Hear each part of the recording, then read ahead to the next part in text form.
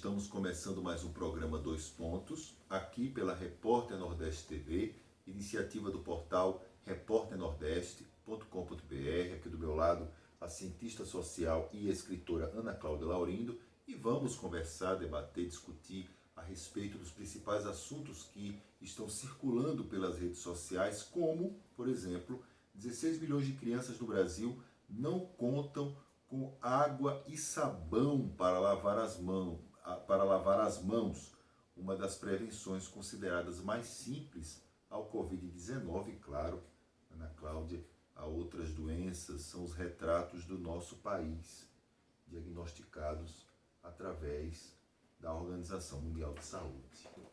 O retrato das escolas do nosso país, né, Odilon? Isso? Exatamente. 16 milhões de crianças nas escolas, elas não têm água e sabão para lavar as mãos. Realmente é algo que, neste contexto inicial, leva logo a preocupar-se com a questão do coronavírus, com a prevenção básica do coronavírus. Porém, é um tema que estende reflexões a muitos lados, porque nós tivemos em um período recente uma política voltada para a educação e principalmente para a educação básica muito, mas muito rica, muito rica. Quando a escola pública, porque isso com certeza é escola pública. Não, com certeza escola pública sim. Quando a escola pública ela mantém um déficit com este tamanho aí, gente, isso passa muito pela ideia de gestão da coisa pública que se tem. É verdade que agora, com o governo Bolsonaro, nós temos uma defasagem enorme. Defasagem em qualidade de ministro, defasagem em investimento, defasagem a partir de cortes, mas em um período ainda recente inclusive na memória, que as políticas do governo petista, dos governos petistas, elas colocavam sim em prática vários programas, inclusive, Odilon, programas com características de gestão do dinheiro pela própria unidade escolar. Existiam sim investimentos que permitiam que as escolas elas pudessem investir em algo do tipo a pia, o sabão, para que os alunos possam lavar as mãos. Sim, sim. Nós temos ainda um entendimento de gestão da coisa pública que revela esse caráter excludente que está muito manifesto agora, mas que a história mostra que sempre esteve de algum modo presente na sociedade brasileira e nos segmentos estatais gerenciadores de serviços públicos.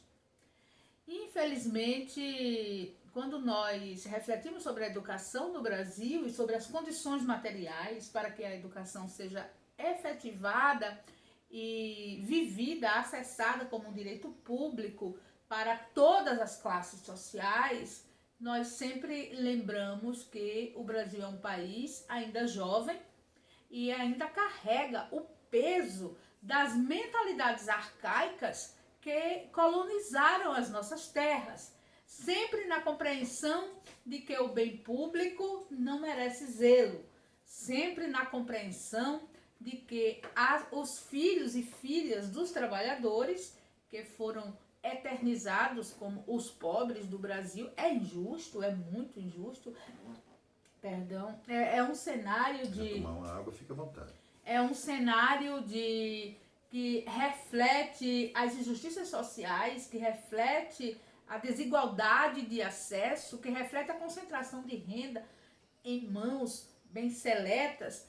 Tudo isso tem um reflexo na história desse nosso povo que afeta diretamente mobilidade social, que afeta longevidade, que afeta sucesso econômico. Veja que não é algo que está nem na pele, nem no DNA, nem na cognição, mas na história do povo.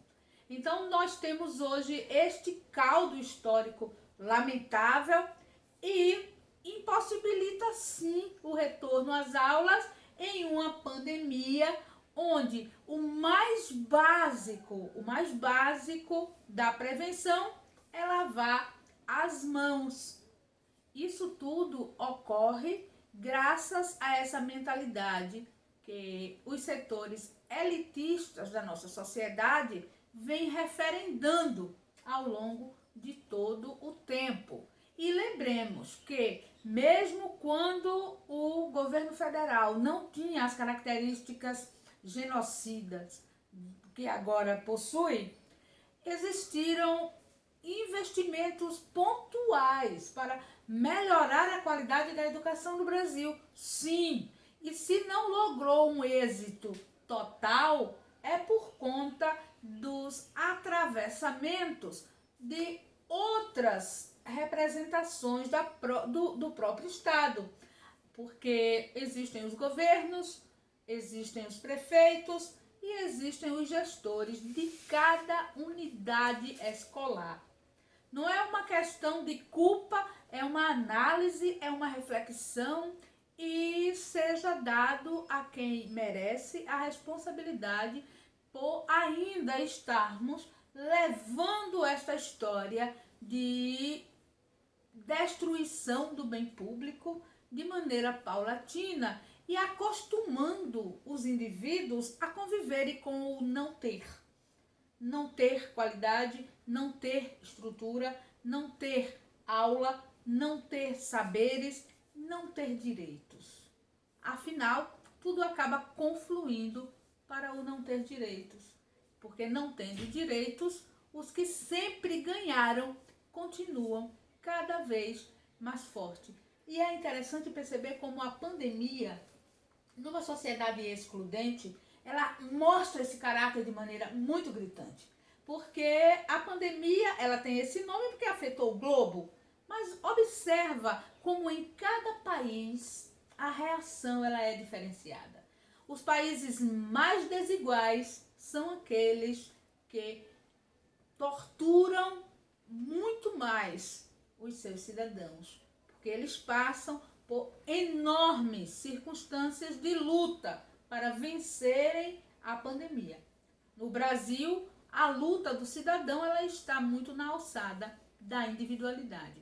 Quando chegamos à esfera pública, encontramos a falta de água e de sabão. Uma questão interessante também, levada adiante nessa história da água e sabão, é que esse ano foi aprovado o novo marco regulatório do saneamento básico no Brasil. Isso significa que as estatais da água em todo o país, ainda o sistema de água no país é basicamente estatal, ele estará aberto à privatização do serviço. E nós sabemos que privatização de serviço no Brasil significa trocar 6 por meia dúzia, ou seja, você não melhora o serviço porque o objetivo da empresa que vai comprar uma estatal, seja ela do setor elétrico, seja ela do setor de abastecimento, de saneamento básico, aliás, o objetivo, claro que não é social, é o objetivo do lucro. E essa questão referente à distribuição do serviço, a melhoria do serviço, ao acesso à água, principalmente para que o ato simples numa escola possa ser realizado, isso é tarefa do poder público. É o poder público que faz com que pia, água e sabão possam chegar numa determinada escola. Além disso, a gente percebe também que isso revela o abismo, a pandemia vai revelando os seus abismos da desigualdade. E, mais uma vez, a gente vai percebendo que esse modelo ultraliberal, junto com o modelo ultra-radical no nosso país, ele não vai conseguir encontrar a solução necessária para encarar esses problemas, encarar as soluções para esses problemas frente a frente. E aí a gente vai, parece que, adiando essas soluções mais para frente. Existem casos de estatais da água do nosso país, Ana Cláudia, que elas são rentáveis, elas dão lucro. O argumento principal da privatização qual era? Você vende a empresa que é considerada deficitária, porque o Estado ele gasta muito mais para poder manter a empresa do que obter algum tipo de retorno social dessa mesma empresa. Esse é o argumento clássico vendido ao senso comum em relação à privatização. Quando você olha por esse lado, você diz assim, é verdade, o Estado, ao invés de gastar com essa empresa, ele pode investir esse dinheiro em saúde, educação, etc, etc. Mas, na prática, nós não estamos vendo isso no Brasil e as estatais da água nós temos no país, estatais da água que são rentáveis, em que há condição de se poder, reestruturando essa empresa, fazer com que o serviço aos poucos de acesso à água possa se tornar universal e a gente possa diminuir essa desigualdade. Nós estamos no século XXI e nós, na era tecnológica, na era da discussão do 5G, na era da tecnologia de ponta que vem sendo discutida no mundo, nós estamos falando no Brasil ainda do acesso à água. 16 milhões de alunos na rede pública, óbvio, da rede pública, eles não conseguem ter acesso à água. E aí a gente vê os discursos da tal da meritocracia. A meritocracia, meritocracia, meritocracia. Como você vai ter meritocracia se você, numa escola, o critério de diferença entre uma escola e outra é uma pia, é a ausência de uma pia com água e sabão. Você tem uma escola que tem e a outra escola que não tem. É o básico do básico. Meritocracia numa condição dessa realmente é muito cruel. E olha, traficantes e milicianos expulsaram cerca de 15 pais e mães de santo lá em Duque de Caxias, na Baixada Fluminense. Eles vivem com medo de novos ataques. Os traficantes são evangélicos. Foram 201 ataques e agressões contra terreiros de Umbanda e Candomblé no Rio ano passado. Lembrando que existem estudos que apontam a associação entre milicianos, nós estamos falando dos milicianos. Aqui a matéria fala de traficantes e milicianos, traficantes evangélicos. Mas existem estudos apontando as relações enormes entre os milicianos e os Bolsonaro. E, ao mesmo tempo, quando a gente observa a conduta da família Bolsonaro, eles seguem aquela maneira mais tradicional do fazer religião, que é, principalmente, evangélico. E, infelizmente, se tornaram também alvos diretos dos disparos de WhatsApp com as fake news mais famosas, e inclusive outras que nós nem chegamos a conhecer, porque não dá tempo de ganharem fama, mas que elas circulam pelas redes e inflamam os pastores e, através deles, chegam aos fiéis. Não precisa ser letrado, não precisa também ter grande experiência de acesso ao mundo digital, porque o pastor, ele virou um transmissor direto destas fake news, mensagens de Bolsonaro para o seu público base.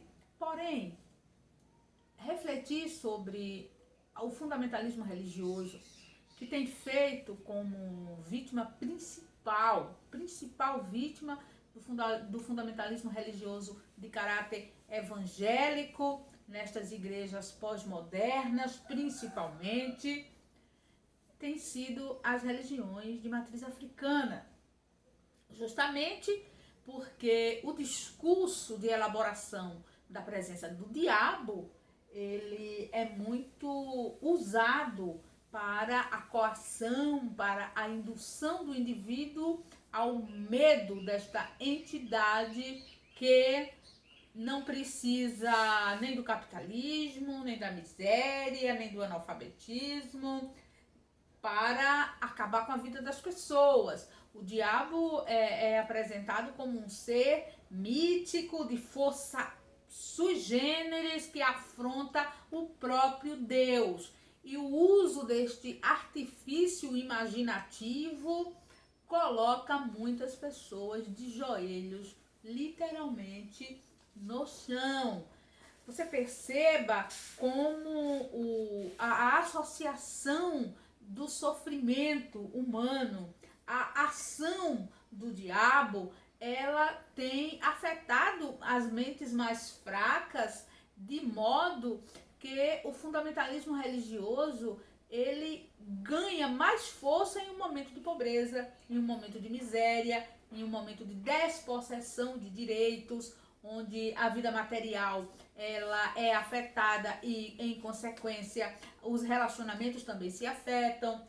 E aí o narcotráfico encontra um filão muito disponível para ser explorado através dos filhos da pobreza, que se tornam os canais vivos para que o seu produto escoe e chegue até o comércio endinheirado.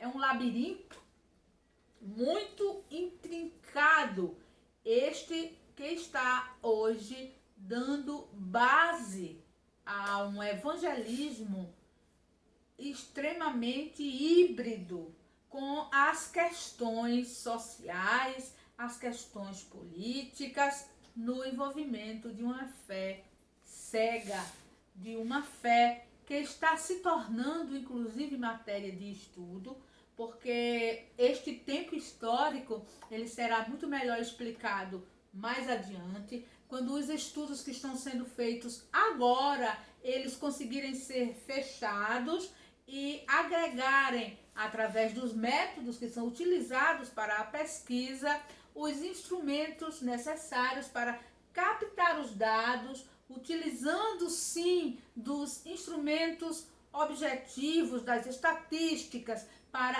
as análises, e mais adiante nós teremos o resultado e as explicações destes fenômenos de então. Porém, desde agora, já conseguimos visualizar os benefícios deste cenário confuso, intencionalmente confuso, para políticas conservadoras, para políticas ultra conservadoras e para os propósitos genocidas, como, por exemplo, de Bolsonaro. Você se utiliza, olha só, a utilização de uma força armada paralela ao Estado, porque quando eles precisam usar o Estado, eles também usam. O Estado já é uma conquista disponível ao poder. O uso da força armada do Estado, ela já é um requisito do poder constituído. Mas este tipo de proposta de sociedade intrincada na base do crime, a envolver recursos sutis de indução, de justificativa, como o fundamentalismo religioso, é muito complexo, sim, por isso precisa de muito estudo. Utiliza-se de uma força paralela que vem exatamente do mundo criminoso, mas é um mundo que tem a sua própria forma de socialização e que encontrou força de movimento político a partir da sua própria existência. É um discurso complexo, sim, mas nós podemos olhar para ele e vislumbrar como é intencional tudo o que está acontecendo neste contexto. Tudo é intencional. As religiões de matriz africana, elas são expulsas justamente para fortalecer a ideia da vitória sobre o diabo. O diabo que foi colocado como uma representação dos cultos ancestrais do povo negro. Muitas vezes, o pastor que está fazendo isso, ele é negro de pele, ele tem melanina, mas ele está ajustado justamente nessa estrutura que dá lucro.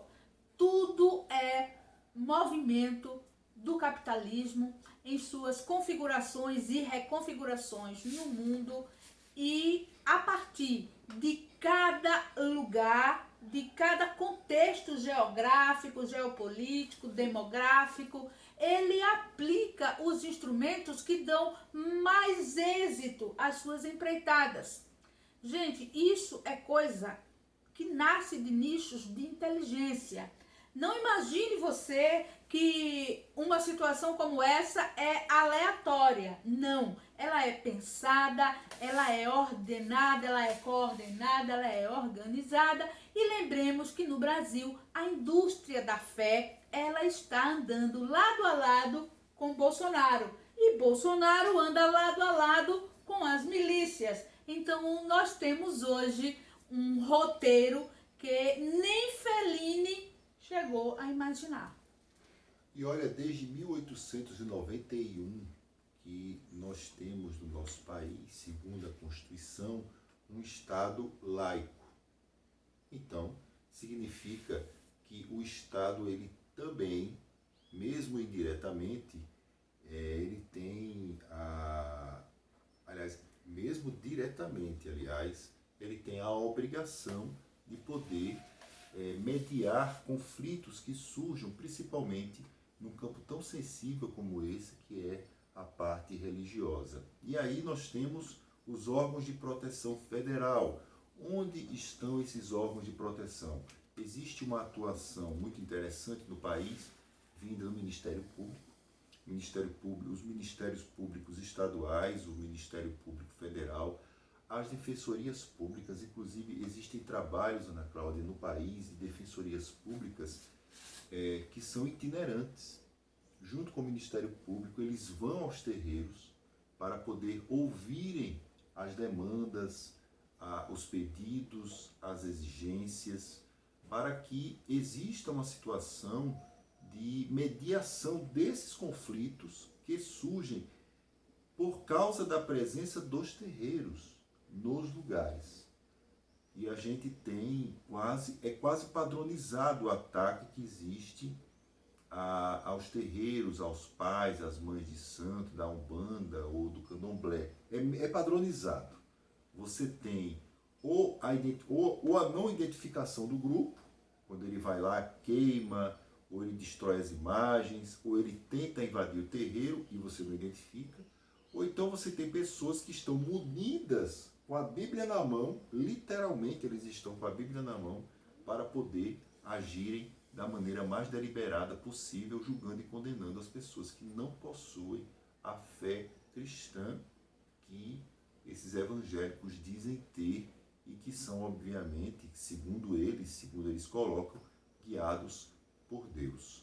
É interessante, Odilon, que surgiu e rodou muito pelas redes, ainda bem, a entrevista com uma pessoa ligada a esta fé ancestral, e ela traz uma frase que é uma frase que deve ecoar mais, sabe? Ela diz: Deus não é cristão. Lembrem que Deus não é cristão. Deus antecede a vinda do próprio Cristo. Então Deus é a imanência que abraça todas as expressões de fé. Porém, nós, no Brasil, temos uma dificuldade, enquanto povo, enquanto grupo total, uma dificuldade enorme de legitimar a crença africana.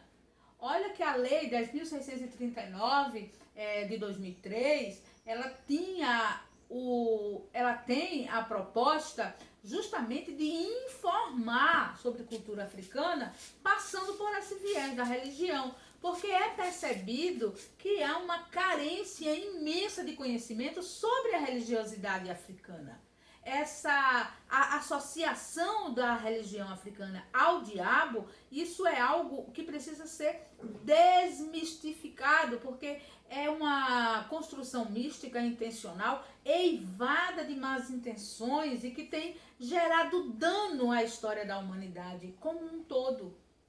O Brasil, ele chegou sim a ter nas escolas a história de cultura da África e a Lei 10.639/2003 com êxito em muitas unidades, mas sempre sofrendo grandes ataques, principalmente da população evangélica.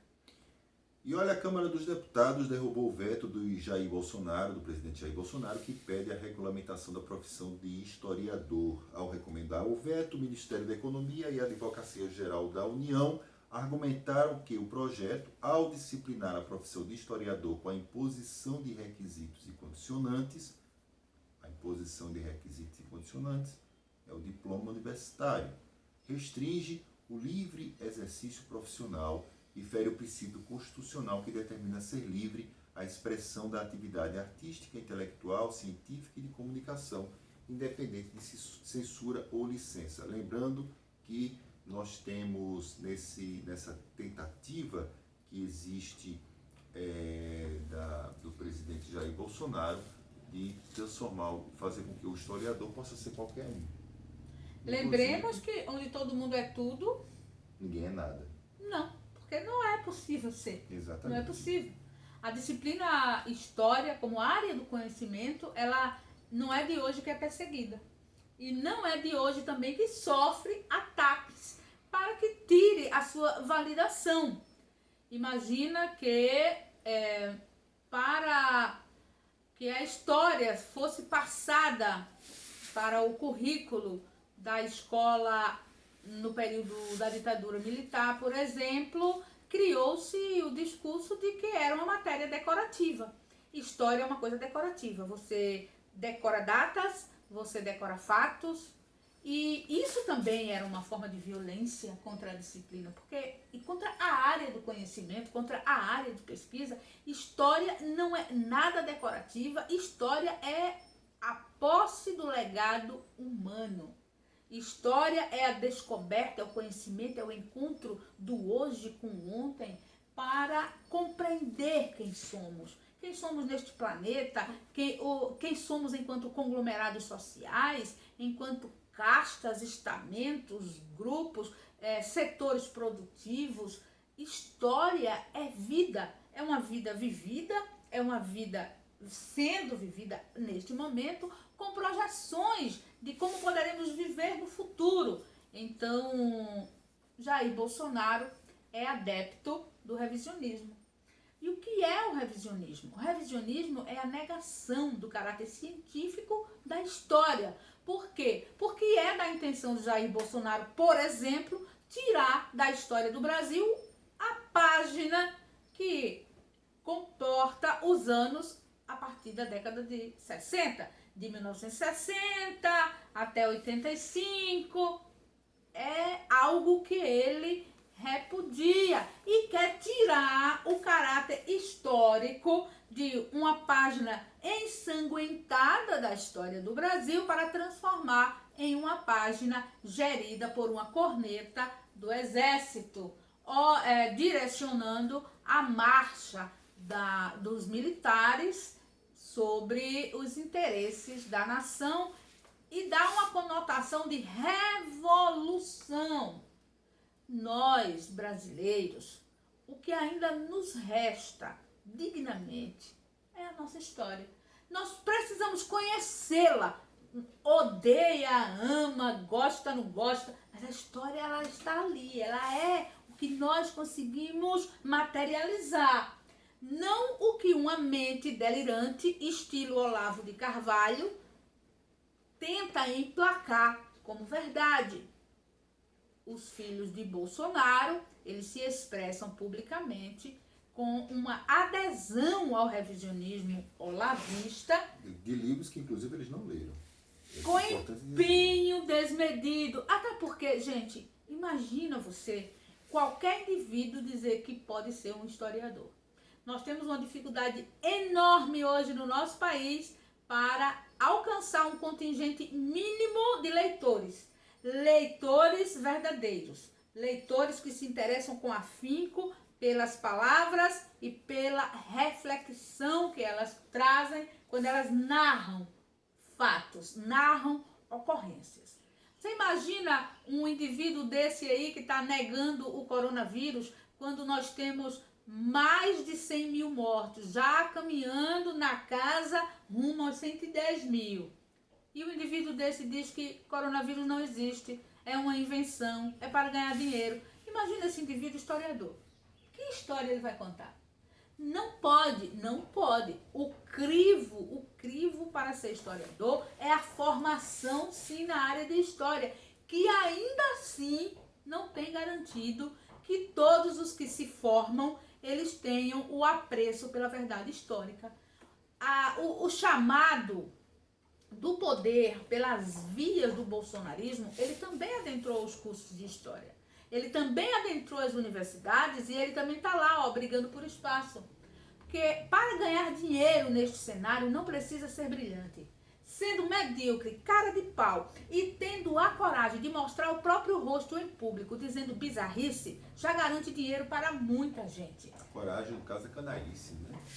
Eu, por exemplo, não conseguiria de maneira nenhuma dizer que não existiu ditadura militar no Brasil. Sob nenhuma hipótese. Por quê? Pela fidelidade às fontes históricas nas quais eu bebi enquanto estudante. Então, é necessário. Por enquanto, é uma vitória da categoria, mas é por enquanto, Odilon, porque ainda existem alçadas para passar pela votação. Ainda não é uma vitória integral. Ainda precisa passar pelo Senado para poder o veto ser, no caso, valer. Agora, é interessante perceber também um detalhe, Ana Cláudia falou muito bem dessa questão do revisionismo histórico. Existe um incômodo hoje na era Jair Bolsonaro e dos bolsonaristas e dos olavistas com alguns episódios da nossa história. No caso dos olavistas, eles têm um incômodo muito grande em relação aos episódios da ditadura militar. E existem inclusive documentários que são muito interessantes de serem assistidos na visão olavista, porque eles se dizem democráticos, mas primeiro eles querem apagar a tortura do regime militar. Exatamente. E segundo ponto, eles insistem em construir a narrativa de que a ditadura foi necessária. A ditadura, digo, na visão deles, é revolução. Na nossa, ditadura, porque é constatado cientificamente que foi uma ditadura que o Brasil viveu. Mas eles querem dizer que o que aconteceu no Brasil, na verdade, foi uma tentativa de evitar a invasão do comunismo ao país. Quando nós sabemos, e os documentos oficiais mostram isso, os documentos inclusive do Wikileaks, eles mostram bastante isso, a influência americana para que pudesse existir um golpe militar no Brasil e implantar uma ditadura exatamente para poder garantir a soberania americana na região, a soberania de um país em cima de uma região. Essa história de comunismo, etc., foi apenas uma justificativa para poder se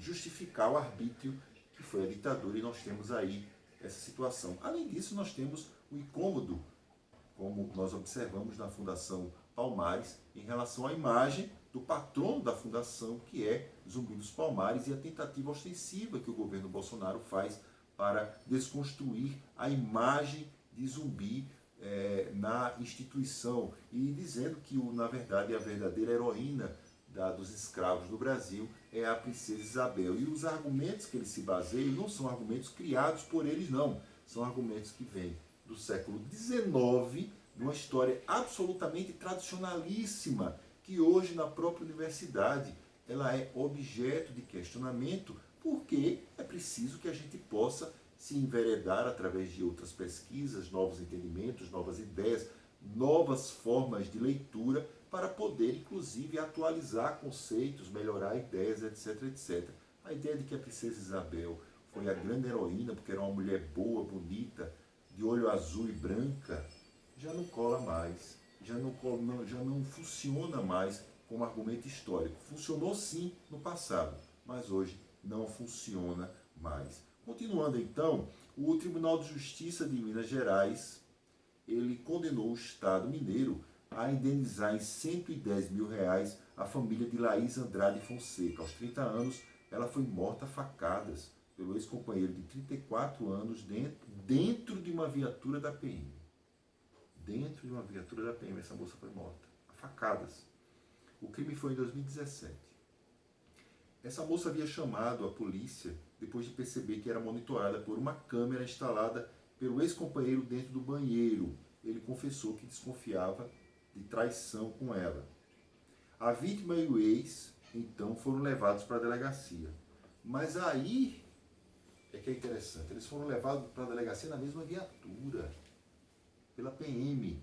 E no caminho o ex-namorado sacou uma faca e a matou.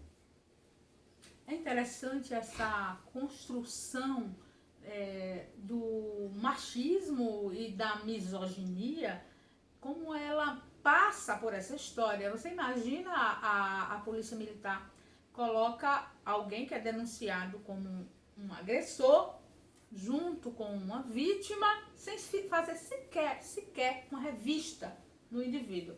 A simples presença, a junção dos dois já seria uma ameaça para ela, mulher, ele homem. Exatamente. Já seria uma ameaça para ela. Agora imagina nem ser revistado. E a conduta dele de instalar uma câmera já mostra que ele era uma pessoa perigosa para ela. É claro, e o ato da não revista é muito chocante.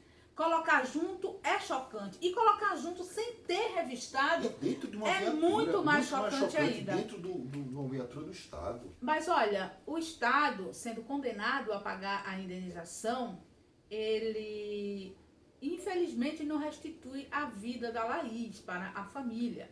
É uma reparação em dinheiro. Mas, além dessa reparação, é muito importante que possamos fazer uma reflexão sobre o alcance da misoginia, o ódio à mulher. A mulher, ela precisa sempre dar respostas ao ego do homem e encaixar-se em todos os tipos de transtornos de comportamento que esse indivíduo aparente ter para poder viver. O que legitima o direito à vida das mulheres? No Brasil, nada, porque as taxas de feminicídio, elas são altíssimas. A cada 6 horas, uma mulher morre no Brasil. É estimado esse tipo de tempo, pelo fato de ser mulher. E o Estado brasileiro, hoje, com a representação de Bolsonaro, piora enormemente este tecido tênue, sutil, que são as relações do patriarcado, do machismo, de uma camada de pessoas misóginas com as mulheres. A situação da mulher, ela está muito mais grave neste momento. Nós expressamos toda a nossa solidariedade à família da Laís. Nós expressamos também todo o nosso repúdio pelo despreparo do Estado para lidar com uma situação gritante, sutil como esta, mas principalmente nós fazemos o nosso repúdio ao estímulo à cultura misógina que está em voga no nosso país. Hoje o Brasil respira misoginia e nós precisamos repudiar esta situação.